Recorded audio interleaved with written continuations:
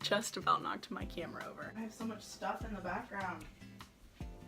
Why is this gotta be so dang difficult? Start a YouTube channel, they said.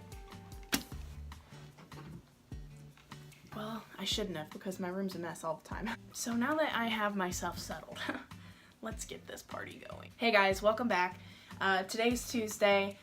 Sorry I didn't post on Sunday. If you're new here, hello, my name is Elizabeth. Love if you would subscribe and stay tuned for more videos like this one.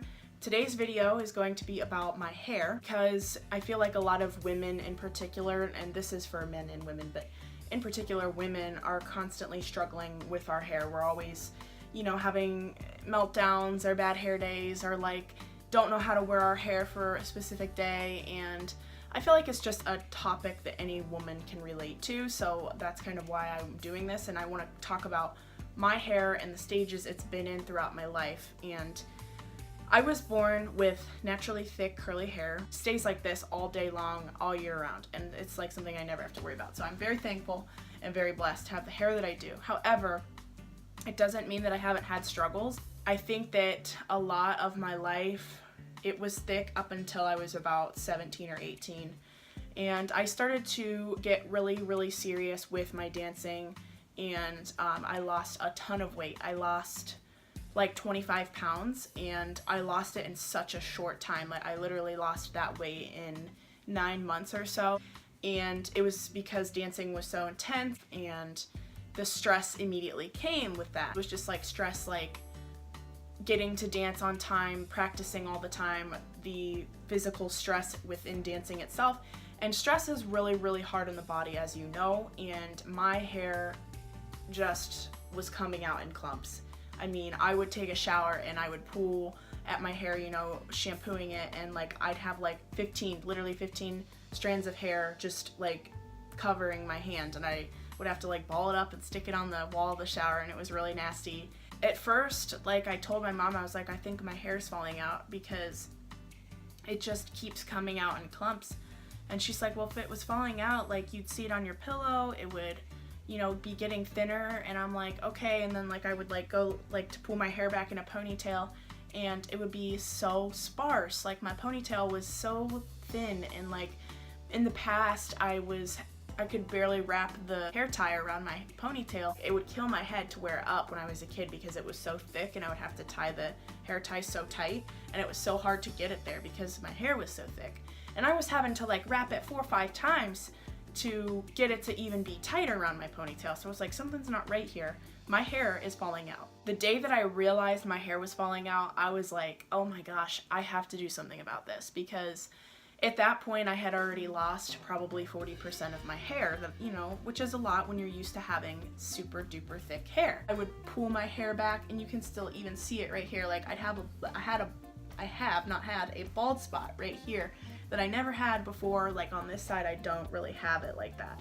And over here though, like as soon as I start to get stressed out, you can see like that's where my hairline is affected at first, and then the rest of it will just start to come out gradually if I don't get out of a stressful situation.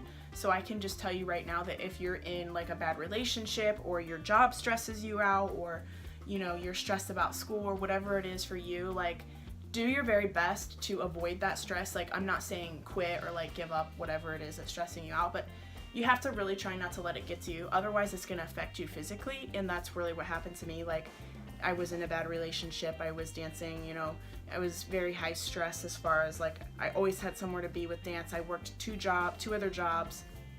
At one point I worked 3 jobs and danced and was in a bad relationship. So that's a recipe for disaster when it comes to hair. I colored it dark because bleaching it and putting highlights in it was just causing more breakage and more damage. That was the first thing I had to do, and it was obviously very drastic. I was blonde from the time I was little to when I colored my hair dark. I think I was 18 or 19. So 19 years of my life being blonde, like, and getting highlights and just keeping it processed like that, that's a huge change to go from really blonde to really dark like the color it is now. But I will say that since I wasn't coloring my hair every 6 weeks anymore, it was probably more like every 3 to 6 months, my hair started to become much healthier. Like my roots were growing in much thicker and much stronger. Like I could tell that my hair was growing in and it wasn't so brittle anymore. I'll insert a few photos of like what my hair looked like at its thinnest and what it looks like when it's nice and thick and long. And like if I would wear my hair straight, you could just, oh, it just was so thin and fine, and my forehead just like looked so large because my hair was so thin, and it was just so hard for me, and I felt so self-conscious, and like I had to tease the heck out of my hair, which was something that I had not been used to doing. The second thing I did was take multivitamins. You can get decent priced multivitamins. I think that they're like $6 a bottle, which might sound like a lot, but it's really not. You get like 60 in a bottle, and my favorite brand is Ollie. I get it at Target. It's really good. They have like chewy berry flavors, and I'm like 12, and I think they taste great. So yeah. The third thing that I did that caused my hair to be healthy again, I drank a lot of water. The fourth thing that I did to get my hair to grow back was wheatgrass shots. Now you might be like, ew, why? Like, yes, they're absolutely disgusting.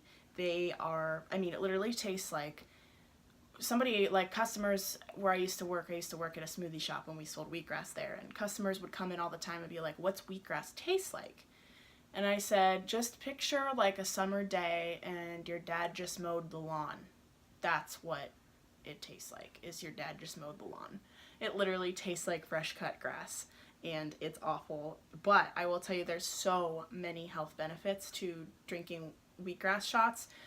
You can even take wheatgrass pills, so if you're like super sensitive to bad tastes, you can take wheatgrass pills.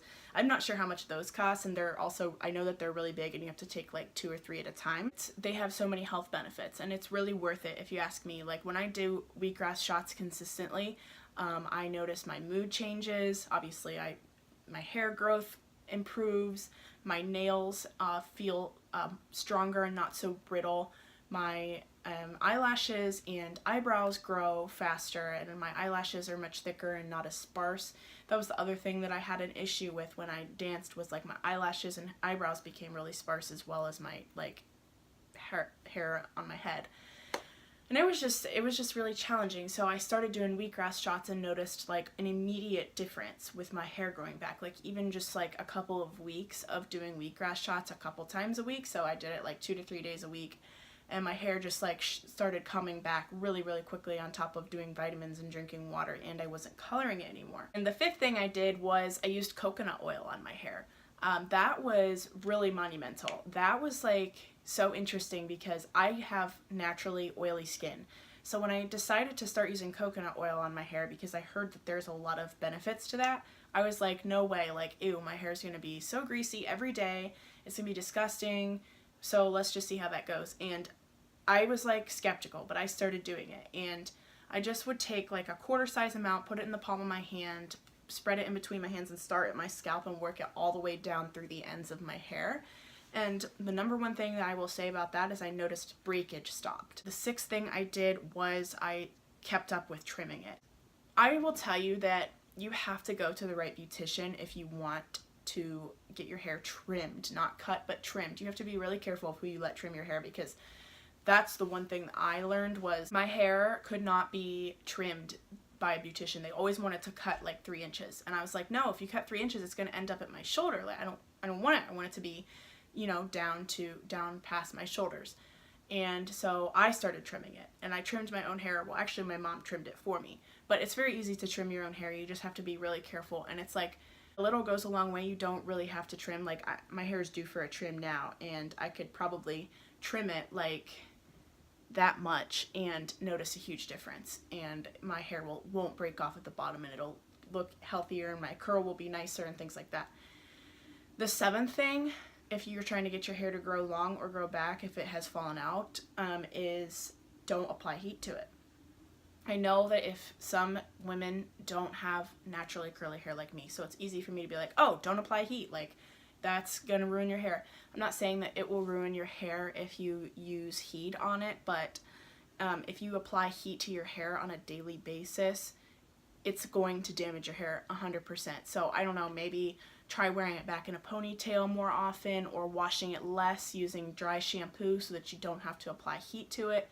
And that is probably the 8th thing I'd say that I did, is I don't wash my hair every day. I wash it 2 to 3 times a week, and it makes such a difference. Like, all these things, if you do all these things, I guarantee you that your hair will grow back and grow faster and grow longer. And that is just, these are 8 staple things that I did to get my hair to grow back, and I'm so thankful that they worked, and I want to continue to do them because I want my hair to grow longer, or if I do decide to cut it eventually, which is something I have been thinking about for like a year now. I want it to grow back quickly. I don't want to have short hair for a long period of time. So like, say you just cut your hair and you're like, oh, I hate it, or you just want to go back to your long hair, maybe you don't hate it. I would try these things out and just see how they go, and I guarantee you your hair will be healthier within a few weeks. These are, like I said, the things that worked for me, and I'm so happy that my hair is now healthy again. So thank you so much for watching. I hope you enjoyed this video. Come back and see me for my next video. I post 3 times a week. Sunday, Tuesday, and Thursday is my upload schedule, and I do hope you subscribe and give this video a thumbs up, and I will see you all in the next one. Adios.